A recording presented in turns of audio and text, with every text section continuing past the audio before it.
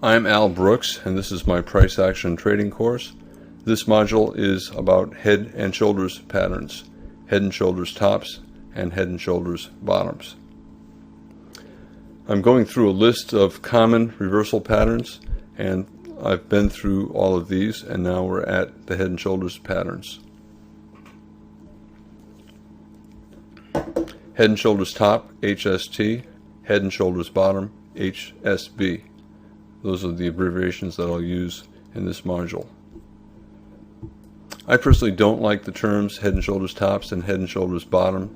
I think they're meaningless because they don't describe what's going on with the price action. The best ones are all major trend reversals, and when they are major trend reversals, I prefer to use the term major trend reversal. If you have a head and shoulders top, for example, the move down from the head breaks the trend line, and then the rally to the right shoulder becomes a pullback from that breakout, and therefore it's a breakout pullback short, and it's a lower high major trend reversal. That's how I tend to look at major head and shoulders patterns. So here we have a bull trend, a higher high major trend reversal, another break of the trend line, and a lower high major trend reversal. You can call it a head and shoulders top. I would call it a higher high major trend reversal followed by a lower high major trend reversal.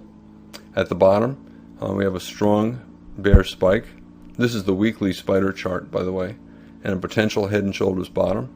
I would view this as a bear trend, trend line break, and a lower low major trend reversal with a very strong buy signal bar and a very strong bull spike, and then a higher low major trend reversal. And this higher low major trend reversal has a small head and shoulders bottom, a left shoulder here, a head here, and a right shoulder here. To me, you could buy above this bear bar, or better, more higher probability, buy above that bull bar. Okay, again, head and shoulders patterns are really just major trend reversals. This is not, you could take this short, there's a lot of buying pressure here, or you could wait for the break below this trend line. I could have drawn the trend line here and called this a higher high major trend reversal, but the trend line break was not all that strong, just 4 bars and not all that big. However, at this point we've had 10 or 15 sideways bars with a lot of bear bodies, much more selling pressure. I think this is a more reliable sell pattern. So this lower high major trend reversal is more reliable than the higher high. The head and shoulders traders see it as simply a head and shoulders top. Same thing at the bottom, trend line break, test of the moving average, pull back to a higher low major trend reversal. Most head and shoulders patterns are traded, well, they're all trading ranges, and most trading range breakouts up or down fail, most reversals fail, and most head and shoulders tops and most head and shoulders bottoms fail to reverse. If the market begins to reverse, it will usually fail, because trends tend to continue what they've been doing, and 80% of reversal attempts will fail. It doesn't matter if the reversal attempt has a head and shoulders top or a head and shoulders bottom look to it, chances are it'll fail. Every now and then a head and shoulders top will fail to function as a bull flag, which most are, and instead lead to a reversal. But most head and shoulders tops are bull flags, most head and shoulders bottoms are bear flags, and every now and then they'll fail to function as a flag and lead to a reversal.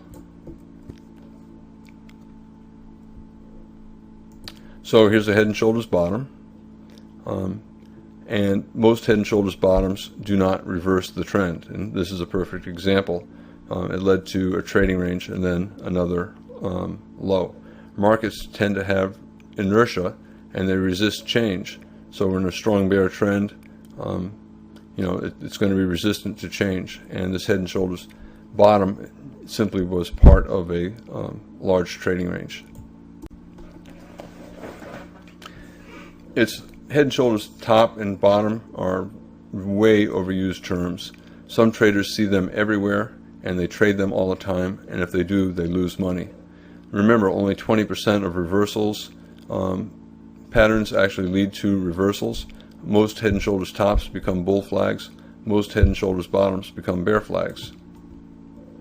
Okay, here's a 120-minute chart of the E-mini, and there are head and shoulders patterns all the way down, head and shoulders bottom patterns all the way down, yet the market continued down.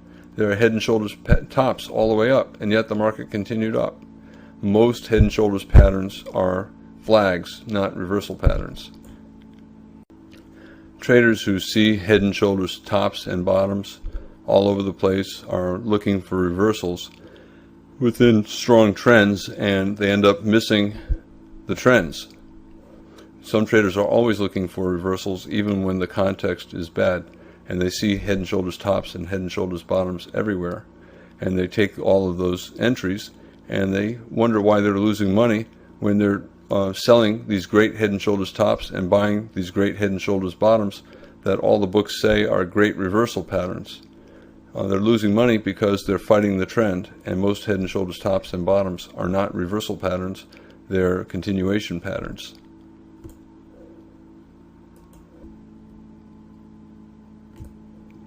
Most head and shoulders tops become bull flags. So we have a head and shoulders top, and it's probably going to be a bull flag and not a reversal pattern. And that's what happened. Once the bears are putting stops above lower highs, right? For a bear trend, you need lower highs and lower lows. If the market stops making lower highs, the bears will stop looking at it as a bear trend.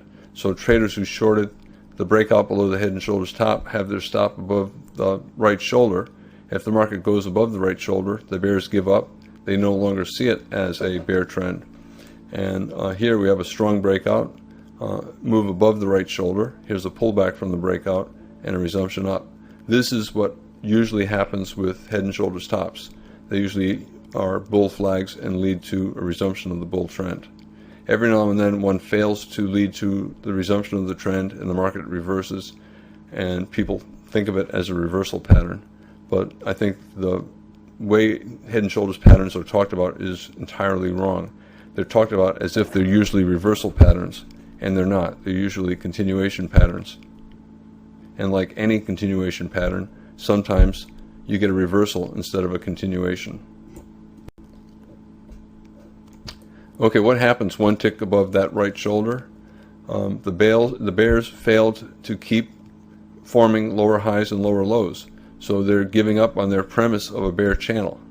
The bulls buy, expecting the resumption of a trend, and the bears buy above that right shoulder to exit their shorts because they now believe that their original assumption of a bear trend is wrong. So here's the head and shoulders top, here's the right shoulder. Bears will get out above this shoulder. Bulls will get long above this shoulder, because at this point, as soon as the market gets above the shoulder, the market's no longer forming lower highs and lower lows, so it's no longer a bear trend. So the bears sold betting on a bear trend, and as soon as we get above that lower high, it's no longer a bear trend. So the bears buy back their shorts and take the loss. Bulls see the same process, and they assume that the bull trend is reversing, that the bears failed. So they're buying here, and they're certainly buying a higher low pullback. You can call this a small higher low major trend reversal. We had a bear trend, a bull breakout, and then a pullback to a higher low major trend reversal. When the market reverses after head and shoulders top, it is a lower high major trend reversal, and it's better to look for major trend reversals than head and shoulders tops. The right shoulder is a pullback from the bear breakout below the bull trend line, and you can take a look at the modules on major trend reversals to get more information. So I see the right shoulder of a head and shoulders top as simply a lower high major trend reversal. In other words, a pullback from the bear breakout below the trend line. So we have a bull trend, a break below the bull trend line, and this is a pullback from that breakout. You can call it a head and shoulders top. I prefer to call it a lower high major trend reversal. The same at the bottom. We have a head and shoulders bottom. I would not be calling this a head and shoulders bottom. I would be calling it a higher low major trend reversal. A bear trend, a breakout above the trend line, and then a higher low. And this is the end of the module on head and shoulders patterns.